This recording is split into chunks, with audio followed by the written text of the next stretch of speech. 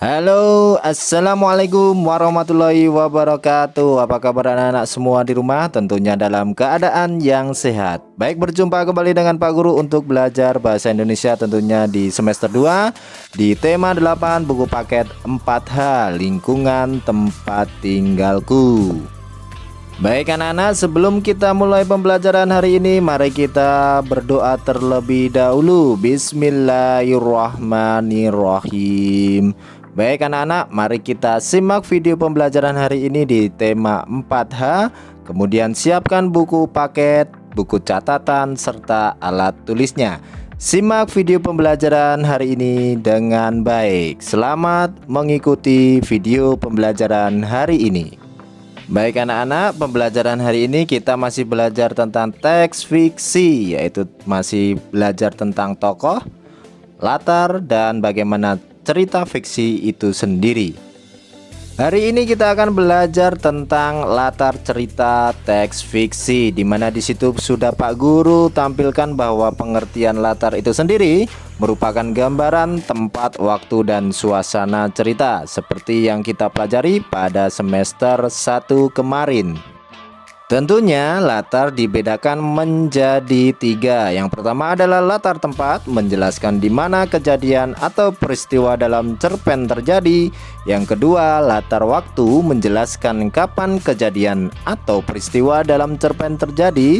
Dan kemudian yang terakhir, latar suasana, menjelaskan gambaran suasana dalam sebuah cerpen. Cerpen itu cerita pendek ya.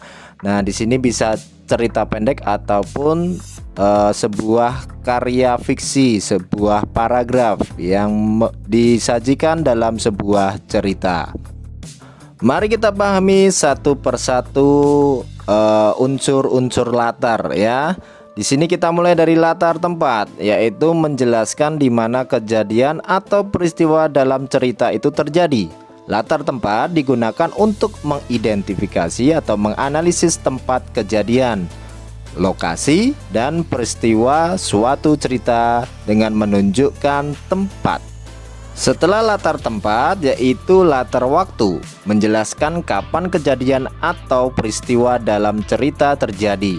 Latar waktu digunakan untuk mengidentifikasi atau meneliti waktu kejadian suatu cerita dengan menunjukkan penunjuk waktu. Contohnya, pagi hari, siang hari, malam hari, dan sebagainya. Tentunya dalam cerita pasti ditampilkan sebuah latar waktu. Penjelasan selanjutnya yaitu latar suasana. Latar suasana menjelaskan gambaran suasana dalam sebuah cerita. Tentunya dalam cerita fiksi ya. Cerita fiksi yaitu cerita yang ditulis berdasarkan karya imajinasi atau khayalan. Latar suasana digunakan untuk mengidentifikasi suasana atau kondisi suatu cerita dengan menunjukkan keadaan cerita. Contohnya menegangkan, sepi, ramai, mengasihkan, dan sebagainya.